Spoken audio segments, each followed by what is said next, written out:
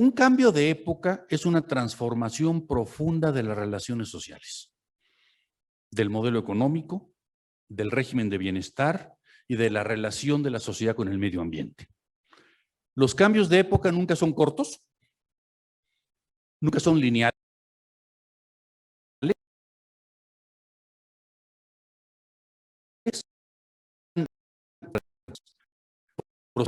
Procesos de cambio, procesos de continuidad, procesos de restauración.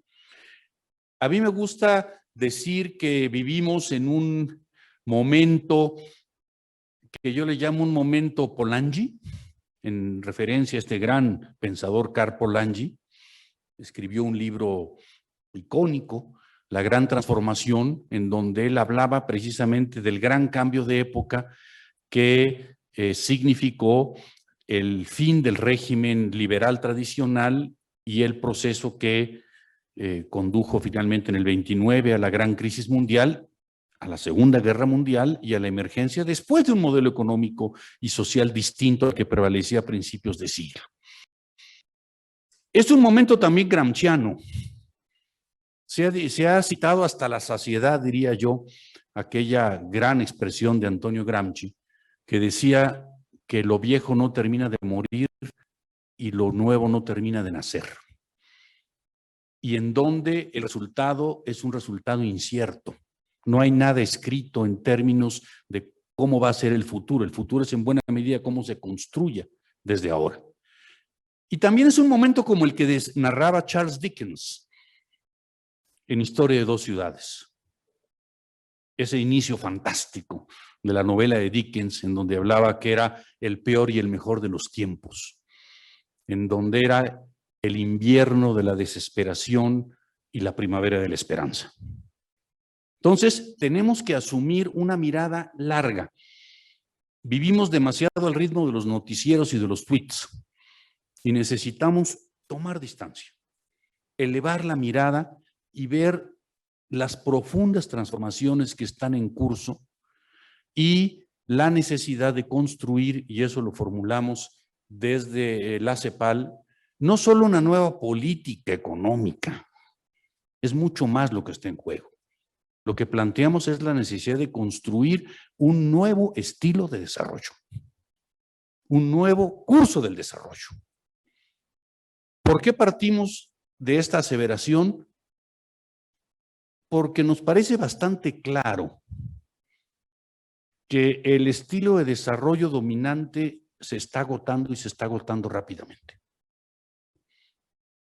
O sea, tenemos a escala global un sesgo recesivo de las economías, una tendencia al bajo crecimiento,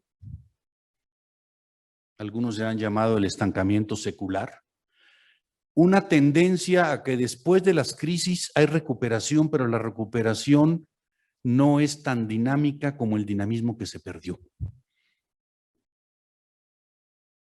Entonces, no solo tenemos un problema de bajo crecimiento a escala global y una tendencia al bajo crecimiento, un sesgo recesivo, le llamamos desde la CEPAL, del modelo económico actual, en donde crecemos poco y distribuimos mal.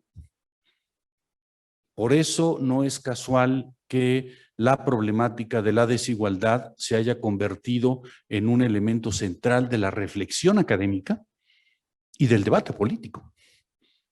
O sea, tenemos hoy una sociedad, hay muchos datos, etcétera, en donde la desigualdad es una desigualdad profunda. Déjenme utilizar esa expresión, es una desigualdad resiliente, muy difícil de abatir. Y rápidamente los fenómenos de crisis, si bien en un principio parecieran abatir la desigualdad, sobre todo por la caída de los valores de las bienes raíces y las inversiones bursátiles, rápidamente se recuperan en nuevos patrones de concentración. Entonces tenemos bajo crecimiento, alta desigualdad y ahora tenemos además destrucción ambiental. Estos son como los tres grandes pilares a partir de los cuales habría que pensar en un nuevo estilo de desarrollo.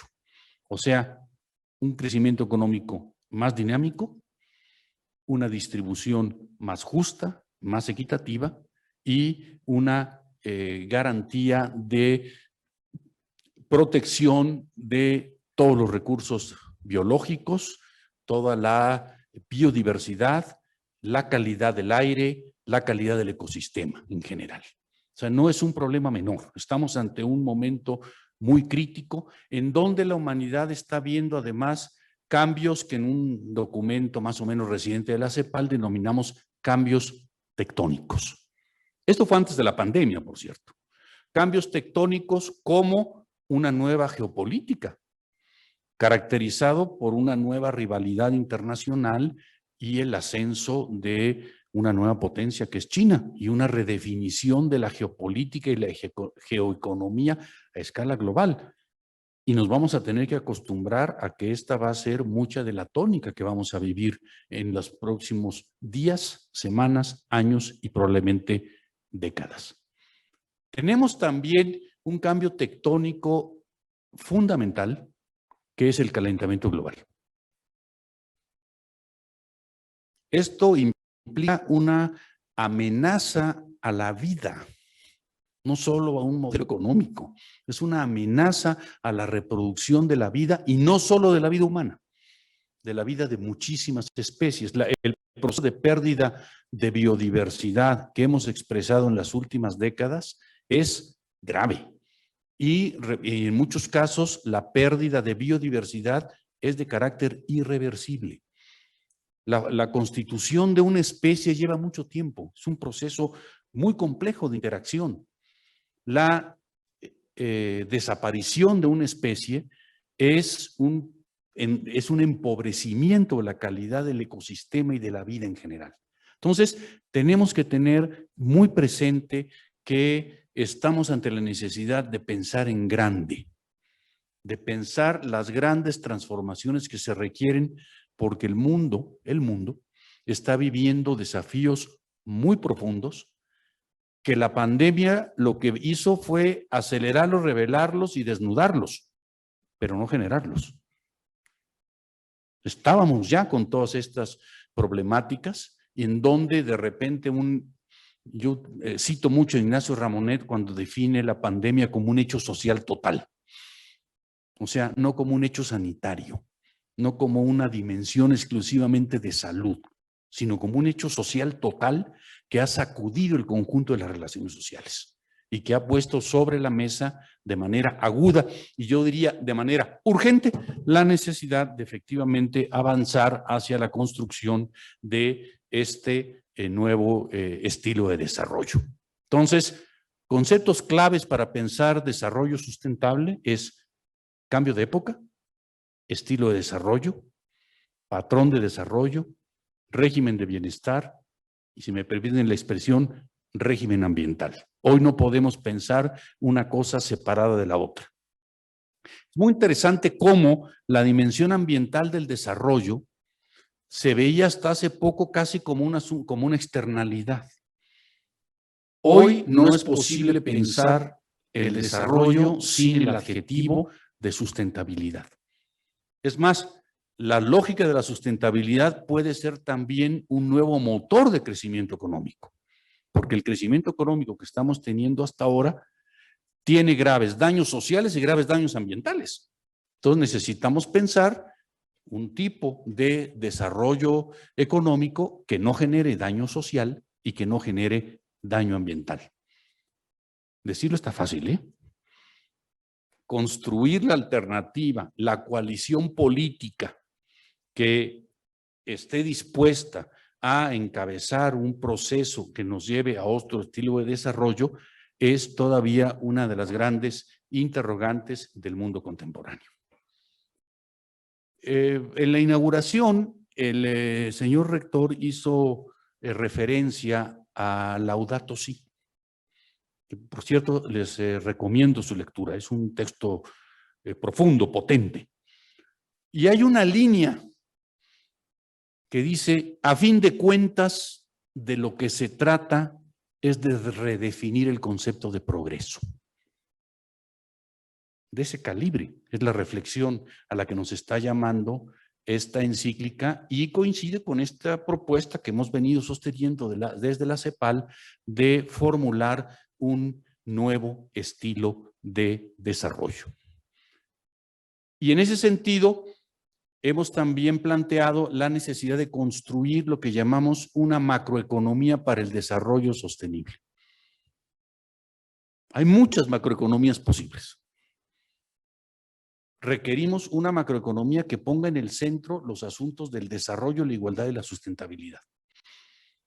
Hasta ahora se han vivido mucho lo que llamamos una macroeconomía para la estabilidad nominal, fundamentalmente de las finanzas públicas, mantener la capacidad de pago, acotar el déficit público, etcétera, etcétera.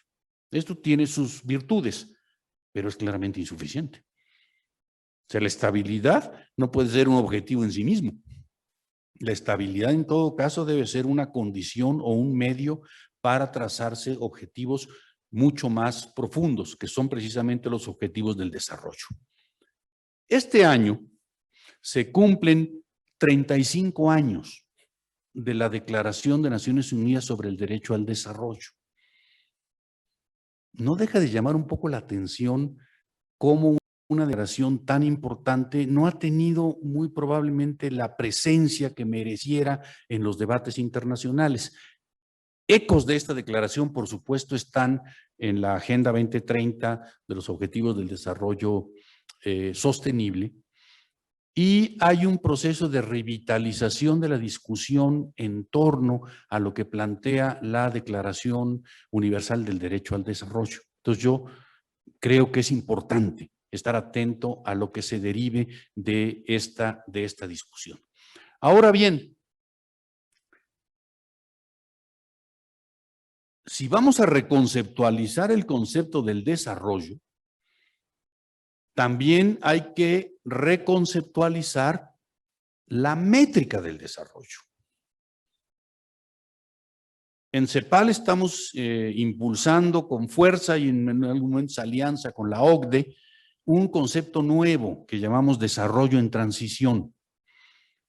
Este documento se llama Desarrollo en Transición, lo pueden consultar en la página de la CEPAL, creo que es un documento muy innovador, muy cuestionador y que nos obliga en primer lugar a asumir lo que está en el primer cuadro, que el ingreso per cápita es una medida insuficiente para evaluar avances en el desarrollo, el bienestar y la sostenibilidad.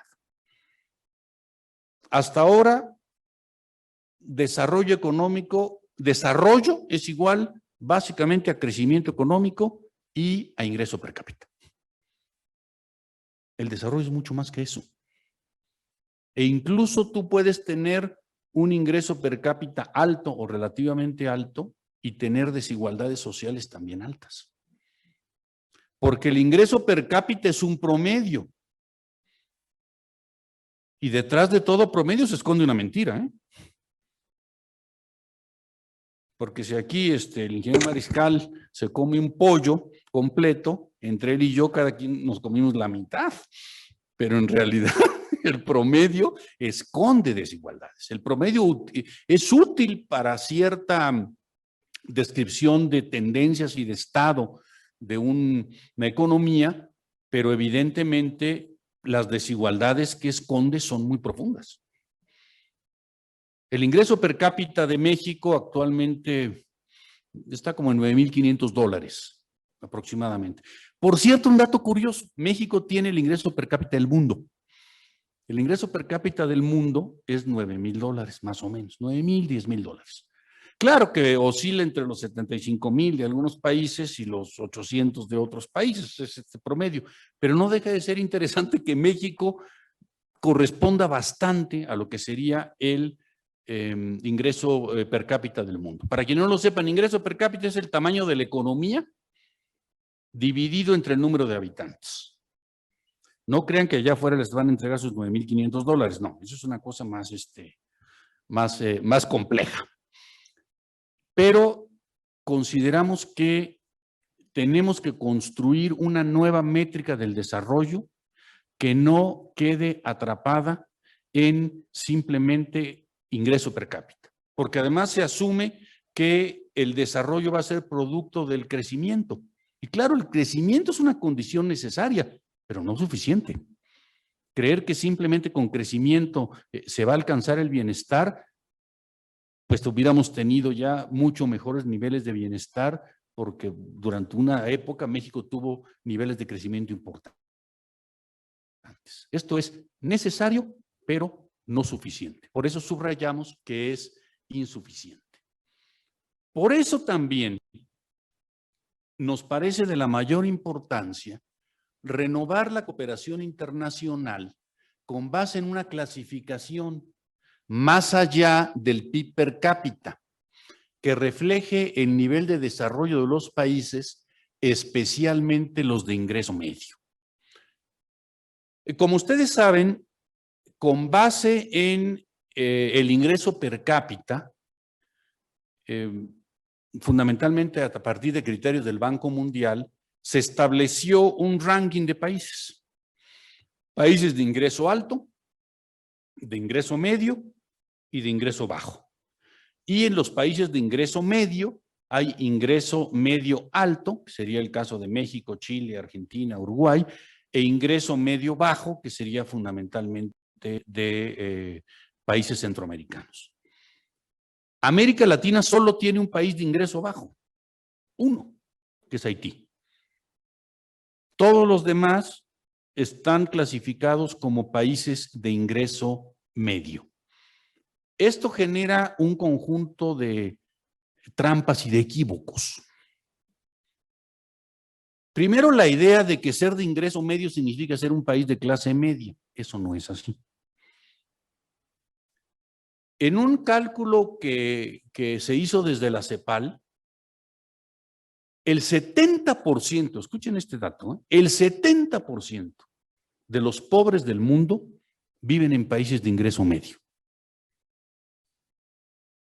Son países, o somos países, de ingreso medio, alta desigualdad y alta pobreza. Y además, si ustedes ven la clasificación de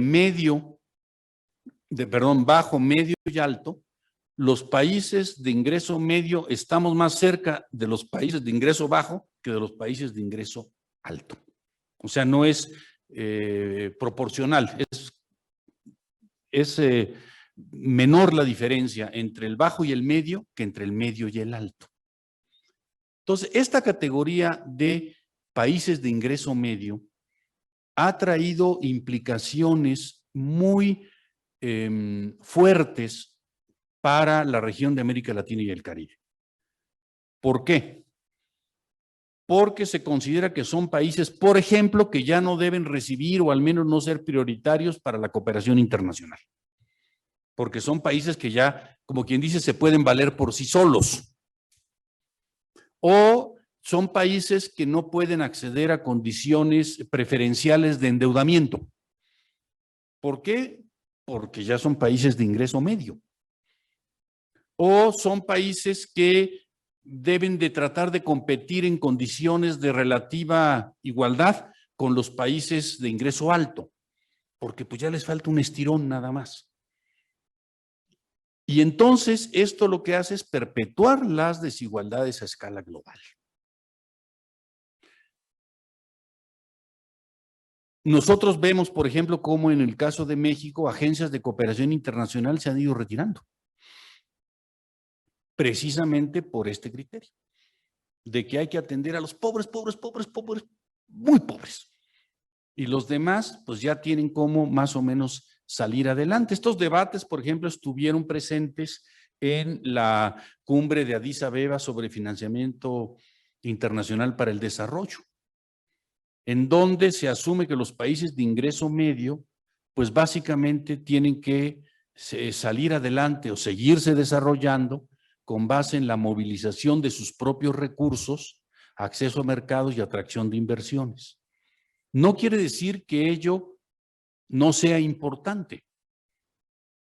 Lo que quiero decir es que es insuficiente. Y cuando pones a competir a países con grados de desarrollo tan diferentes bajo el mismo reglamento, pues es obvio que ahí lo que no hay para utilizar este lenguaje es igualdad de oportunidades. Hay un libro muy importante que lo han de ver de este pensador coreano, Han Chong, que se llama Kicking Away the Ladder, o sea, pateando la escalera, en donde señala que los instrumentos que utilizaron los países que hoy conocemos como desarrollados, esa escalera, pues han sido eliminados para los que vienen atrás en la cola. Y entonces, pues ahora está la barda, pero ya no está la escalera, cuando en el otro caso había esa escalera. Entonces, este tipo de asimetrías globales que se expresan en el objetivo 10 de los Objetivos del Desarrollo Sostenible, que plantea la necesidad de cerrar las brechas de desigualdad entre países y al interior de ellas, tiene en esta categoría de países de renta media, y más aún en el caso de México, que somos países de renta media alta, clasificados de ese tipo, muchísimas implicaciones para una estrategia de desarrollo. Entonces, desde CEPAL planteamos la necesidad no solo de asumir que el ingreso per cápita es una categoría insuficiente para medir el desarrollo, sino que la categoría de ingreso medio establece un conjunto de barreras, desventajas para países como los nuestros o países como el conjunto de América Latina y el Caribe, que perpetúan estas relaciones de desigualdad y de asimetría global. Déjenme decir algo, y quiero hacer referencia a algo vinculado al 8 de marzo. En realidad el PIB no mide ni siquiera bien la economía, porque el PIB solo mide la economía que se expresa en dinero, que se monetariza. Toda aquella actividad humana que no genera dinero no entra en la contabilización del PIB. Y ahí les va el dato. Según la cuenta satélite del INEGI sobre uso del tiempo, estima, y esto coincide con otros países de América Latina, que el valor del trabajo no remunerado de las mujeres está entre el 18 y el 23% del PIB, que es más o menos lo que representa el presupuesto del gobierno federal. Pregunta metodológica. ¿Debemos incluir en la medición del PIB todo tipo de trabajo que no se monetariza? Fíjense qué preguntas tan interesantes, ¿eh? Esto está, por cierto, planteado en un libro de un título muy simpático que se llama ¿Quién le hacía la cena a Adam Smith?, que yo les recomiendo su lectura porque efectivamente pone sobre la mesa estos debates de qué es la economía, cómo se mide y cómo se va a incorporar en la medición del tamaño de la economía el trabajo no remunerado, porque nadie dudaría que tiene una función económica. Simplemente, si ese trabajo no remunerado no fuera gratuito, tendría un impacto en los niveles salariales, evidentemente. Entonces, es momento de pensar en grande, como les decía, con audacia. Entonces, el PIB es insuficiente para medir el desarrollo. No es lo mismo de crecimiento económico que desarrollo. Puede haber crecimiento económico que profundiza desigualdades y que destruye el medio ambiente. Podemos decir entonces que estamos ante un proceso de desarrollo simplemente porque la economía creció, ¿no? La categoría de ingreso de renta media es una categoría que hay que revisar, porque está convirtiéndose en un factor que para procesos de toma de decisiones que son lesivos o desventajosos al menos para países de América Latina y el Caribe. Entonces, una nueva métrica del desarrollo. Otra vez, qué fácil está decirlo, sí está más o menos fácil decirlo. Hacerlo es más complejo, pero creo que nos vamos a... Y esa es innovación también, ¿eh? repensar el desarrollo y repensar cómo se va a medir es también innovación. Todos estos son procesos históricos. Nada es para siempre. Partamos de ese supuesto metodológico. Y en ese sentido, las categorías con las que hemos venido pensando y midiendo el mundo, probablemente vamos a tener que reconsiderarlas. Por eso es importante y relevante la Agenda 2030 y los ODS, porque son guías e indicadores para evaluar avances hacia el desarrollo sostenible y definir nuevas formas de cooperación y alianzas estratégicas. Nos queda poca duda de que entre los objetivos del desarrollo sostenible y los objetivos de desarrollo del milenio, que se acordarán los ODM, fue un cambio muy profundo. O sea, los ODS no son ODM 2.0, es mucho más que eso. Los ODM estaban más en una lógica de atender las carencias más graves de los países más rezagados, con pocas obligaciones para los países desarrollados. Por cierto, la principal de ellas no la cumplieron. La principal de ellas era otorgar al menos el 0.7% del PIB a lo que se llamaba la ayuda oficial al desarrollo. Fue 0.25. Y solo 4 o 5 países cumplieron el compromiso, fundamentalmente los países del norte de Europa. La Agenda 2030 es una agenda global en la que todo mundo tiene que cumplir, porque nadie puede decir que está ajeno al cambio climático, a la desigualdad, a la pobreza, a la falta de igualdad sustantiva entre mujeres y hombres, a la preservación de los océanos, etcétera, etcétera. Entonces, es una agenda global que se basa también en un principio que viene, por cierto, del movimiento ecologista y de la Cumbre de Río, que es el de obligaciones comunes y responsabilidades diferenciadas. Y esto, en el contexto del cambio climático, es de particular relevancia, porque está muy claramente demostrado que la contribución de los países al cambio climático es diferenciada. Por eso planteamos este concepto que se llama desarrollo en transición. Seguramente ustedes están muy familiarizados con esta idea de que la graduación de los países. Que la graduación de los países es decir, pues ya le hizo este país ya no necesita cooperación, ya no necesita apoyos especiales, no necesitan regímenes de comercio especiales, ya que se valga con sus propias fuerzas. Nos parece que es engañosa la lógica de la graduación.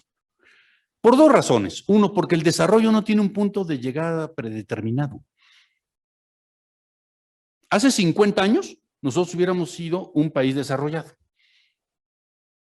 O sea, si México, ahorita, como está ahorita México, retrocediéramos 50 años, ya tendríamos un patrón de desarrollo real. Los países que llamamos desarrollados siguen desarrollándose. No es que llegas a un nivel de desarrollo y ya te compras una hamaca y dices, pues ya, hasta ahí llegué. Es un proceso dinámico. Y segundo, en lugar de graduación, desde la CEPAL planteamos gradación del desarrollo. Es decir, establecer cuál es el grado de desarrollo y cuáles son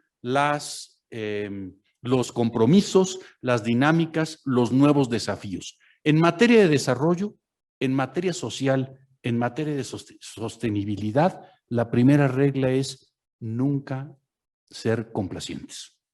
Nunca considerar que ya llegaste al momento final y definitivo.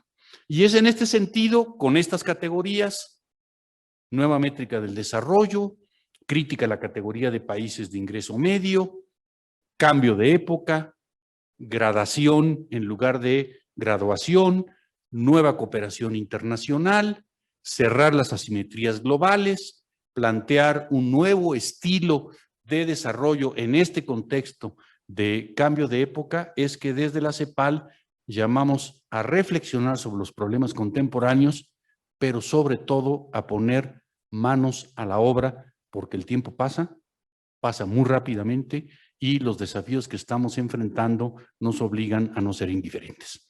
Muchas gracias.